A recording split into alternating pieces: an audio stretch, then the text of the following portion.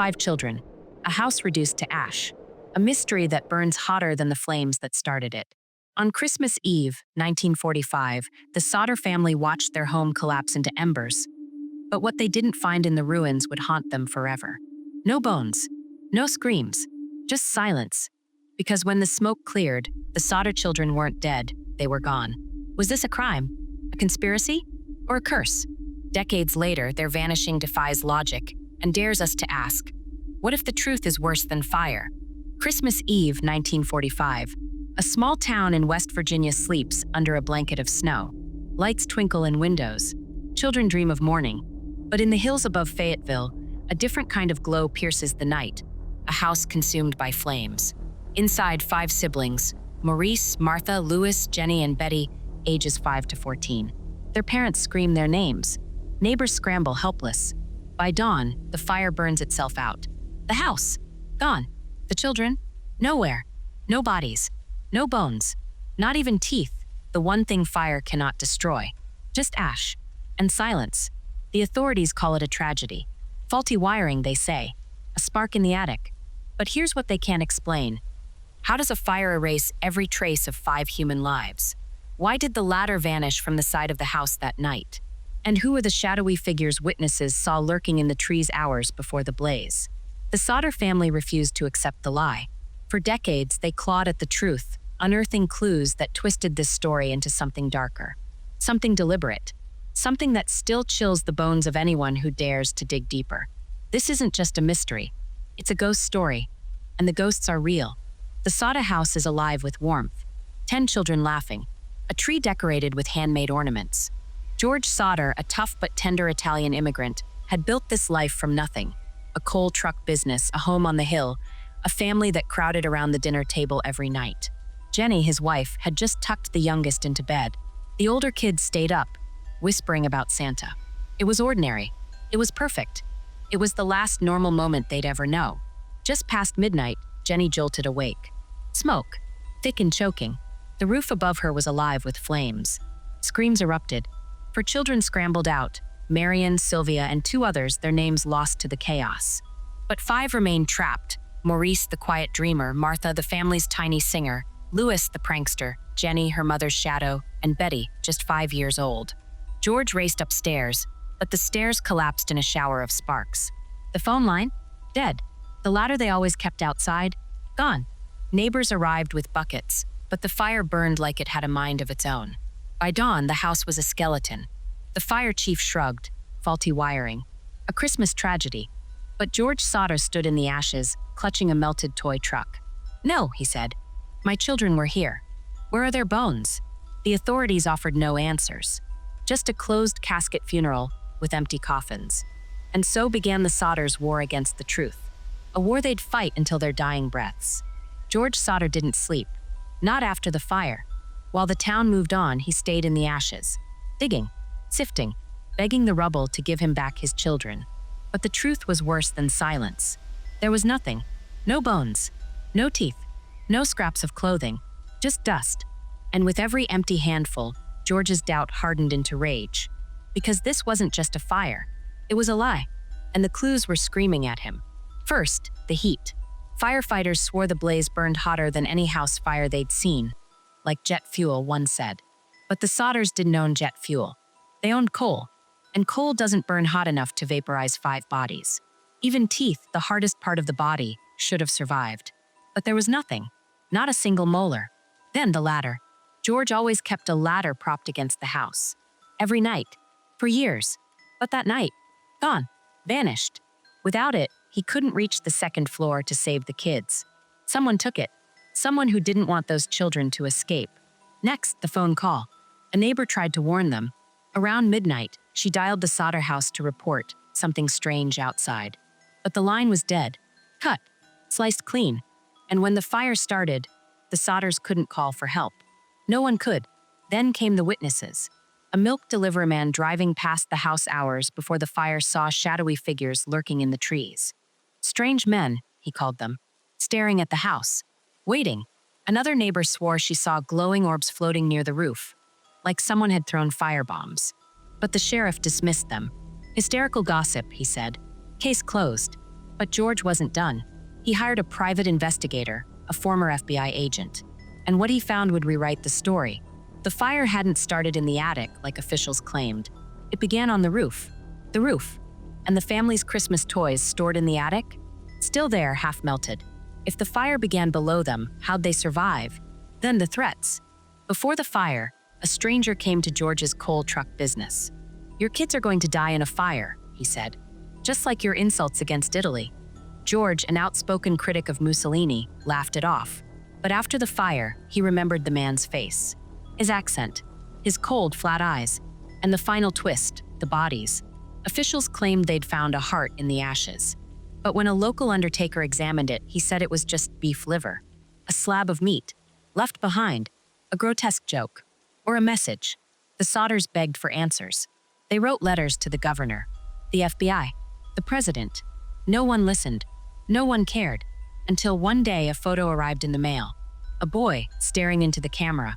The spitting image of Louis Sodder. On the back, a scribbled note. "Louis Sodder. I love Brother Frankie. Illo Marion." The family traced the postmark to New York. They hired detectives. They followed leads. But the trail went cold. The boy vanished.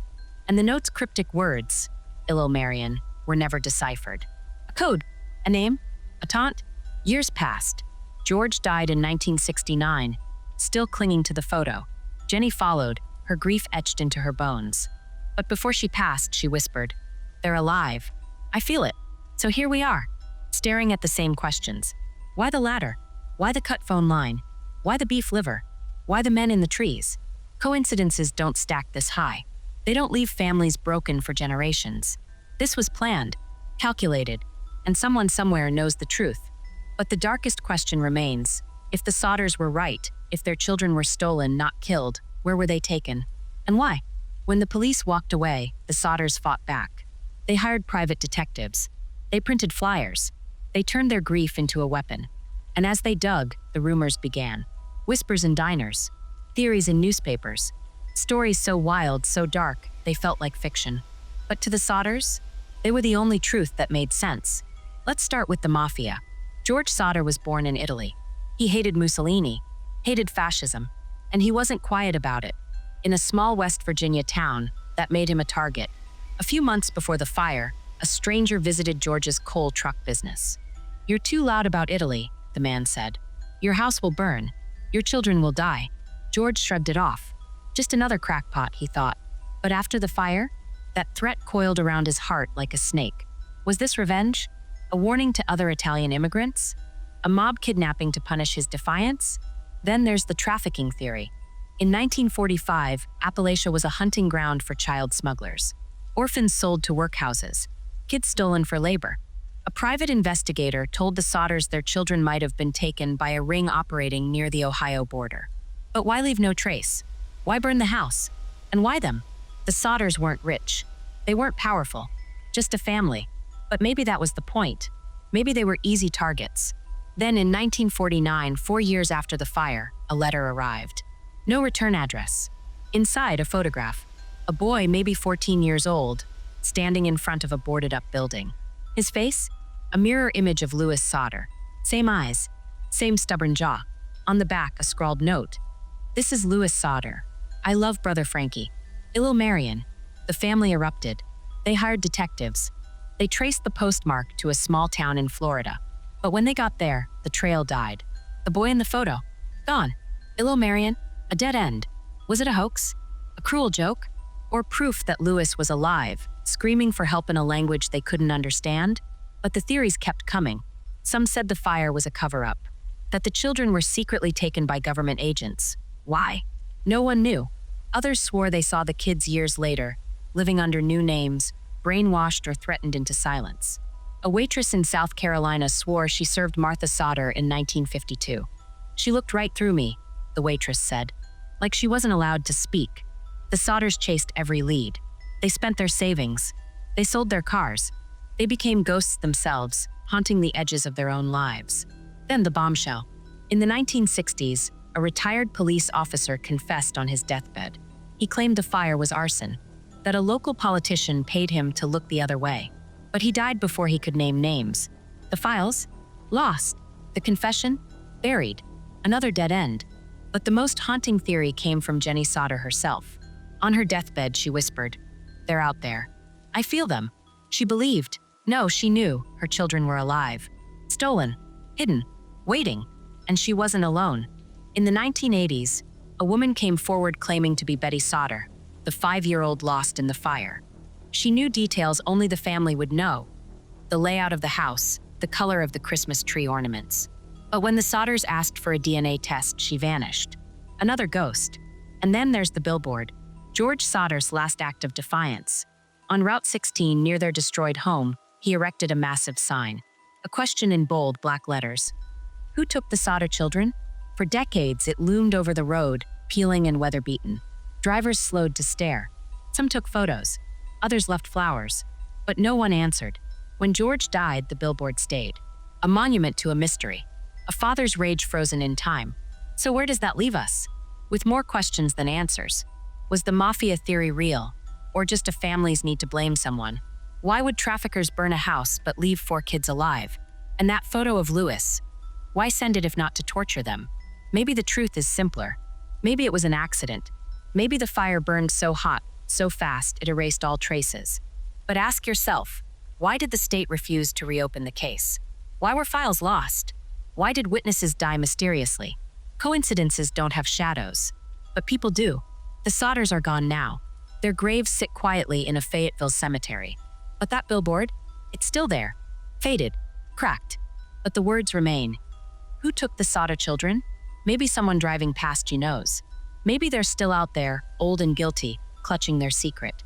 Or maybe the answer died with George and Jenny, buried under decades of dust and doubt. All we know is this. 5 children vanished into thin air. A family screamed into a void. And the world looked away. Drive through Fayetteville, West Virginia today, and you'll pass a patch of overgrown grass. No plaque. No sign. Just weeds and wildflowers. The Sodder house is gone. The case files? Boxed up. Forgotten. But stand there long enough, and you'll feel it. The weight of a question that refuses to die. Why does this story cling to us? Why does it crawl under our skin and stay? Skeptics say it's simple. The fire was hot. The bodies burned. End of story. But fire doesn't work like that. Even in crematoriums with temperatures over 2,000 degrees, bones remain. They're crushed into ash. But in 1945, there was no crematorium. Just a wooden house. A Christmas tree. A few gallons of coal. So where did everything go? Where are the teeth? The buttons? The tiny metal hinges from the children's overalls? Believers lean into the void. No evidence is the evidence, they say. The missing ladder. The cut phone line. The men in the shadows. These aren't gaps in the story. They're holes torn open by someone's hands. And then there's the photo. The note. The billboard screaming into the void. Grief doesn't fabricate clues. Grief doesn't send cryptic letters. But guilt does. Secrets do. But maybe it's not about answers. Maybe it's about what the Sodder children became. Ghosts. Symbols. A campfire tale we tell to remind ourselves that the world isn't as safe as we pretend. Because if 5 children can vanish without a trace, no bodies, no graves, no justice, then what else is hiding in the dark? What other truths can dissolve into smoke? Think about George Sodder, a father who dug through ashes with his bare hands, who kept a melted toy truck on his desk until he died, who built a billboard not for answers but for defiance. You took them, it said, and I won't let you forget. That billboard still stands today, faded, cracked, but its words bleed into every retelling of this story. Because we're all George Sodder now. We're all staring at the ashes, demanding to know, how? Why? And Jenny, a mother who died with a photo of Louis under her pillow, who swore she heard Martha's voice in the wind, who left this world still setting a table for 5. That's the real haunting. Not ghosts in the hills, but the love that outlived logic. The love that refused to bury the truth. Maybe that's why we can't let this go. It's not just the mystery. It's the defiance. The Sodders' refusal to surrender to the official story. In a world where we're told to trust the system, to accept the paperwork, they stood in the wreckage and said, "No, this isn't right." And isn't that the scariest truth of all? That sometimes the system fails. That sometimes the truth is whatever the powerful say it is. That sometimes families scream for decades and no one listens. So what's left? Theories. Ghosts. 100 threads leading nowhere. The mob theory. The trafficking angle. The cover-up, the curse, they all circle the same void. Because without answers, we fill the silence with whatever fits our fears, our doubts, our need to believe that justice exists, even when it's buried. But here's the thing about ghosts, they don't haunt places. They haunt people. The Sodders haunt us. Their story forces us to ask, what would we do? Would we dig until we broke? Would we rage against the lie? Or would we fade, like the sheriff's reports and the yellowed newspapers? The children's names are etched into the air of Fayetteville. Maurice, Martha, Louis, Jenny, Betty. Say them out loud, and the wind carries them. Whisper them at night, and the darkness feels heavier. Because they're not just 5 missing kids. They're every parent's nightmare, every family's fragility. They're the unanswerable question that keeps us awake, staring at the ceiling, wondering, how many stories like this are buried? How many ghosts are we ignoring? The Sodder house is gone, but the mystery is alive. It breathes. It grows. It outlasts the people who lived it. Because some stories aren't meant to be solved. They're meant to be scars, to remind us that fire doesn't just destroy, it erases. And in that erasure, there's room for monsters, for secrets, for the terrible possibility that maybe, just maybe, the worst things we imagine are real. So the next time you hear the wind in the trees or the crackle of a campfire, listen closer. There are 5 voices in that noise, 5 shadows in the flicker, and they're asking the same question they've asked since 1945. Who took us? Maybe the answer is out there, or maybe it's buried with George and Jenny in a grave marked by a single word. Why? George Sodder's words hang in the air like smoke. I'll go to my grave wondering what happened to my children. And he did. In 1969, he was buried just yards from where his home once stood. No answers carved into his tombstone. No peace in the soil. Just a father's endless question. Why? But this story doesn't end with a grave. It doesn't end with faded photos or yellowed case files. Because mysteries like this, they don't die. They don't rest. They become something else. A reckoning. A mirror held up to our deepest fears. What if the people we love can vanish without a trace? What if the truth is never ours to know? For decades, the Sodder family chased shadows. They followed tips from psychics. They tracked down aging witnesses. They even hired a diver to search a nearby well, convinced the children's bodies had been dumped there. But the well was empty, just like the attic, just like the coffins. Every dead end became a new kind of torture. Hope sharpened into a blade. And then there's the billboard, that stubborn, crumbling monument to a father's rage. For over 20 years, it stood on Route 16, demanding answers from anyone who passed. Who took the Sodder children? Drivers honked. Tourists took photos. But no one ever shouted back. No confession scrawled on its weathered boards. Just George's question, echoing into nothing. Today, even the billboard is gone. Time erased it just like the house. Just like the faces of those 5 children. But here's what time couldn't touch. The doubt. The need to know. Because this isn't just a story about fire. It's about the lies we're forced to swallow. The justice we're denied. The love that outlives logic. So let's ask again. What happened that night? Was it the mafia, silencing a critic? A trafficking ring, erasing their crime with flames? Or something older, darker? A folktale come to life, where children are stolen not by men, but by the hills themselves? The truth is we'll never know. And that's the real horror. Not the fire, not the whispers, but the silence that followed. The silence that still grows like vines over a grave. Yet we keep searching. Amateur sleuths comb through archives. Podcasters revive the case. Strangers leave flowers on George and Jenny's graves. Why? Because this story isn't theirs anymore. It's ours. It's a warning, a riddle, a testament to the fact that some wounds never close. They just bleed in different ways. So here's what I'll leave you with. That night, 5 children disappeared. But they didn't vanish. Not really. They're everywhere now. In every parent's nightmare. In every unsolved case. In every shadow that lingers too long at the edge of your vision. They're the price we pay for wanting answers in a world that thrives on secrets. George Sodder was right. We will go to our graves wondering. But maybe that's the point. Maybe the question is the answer. Maybe the search, the relentless, crushing, beautiful search, is what keeps them alive. Maurice, Martha, Louis, Jenny, Betty. Say their names. Let them breathe. Let them haunt you. Because as long as we ask what happened, they're still here.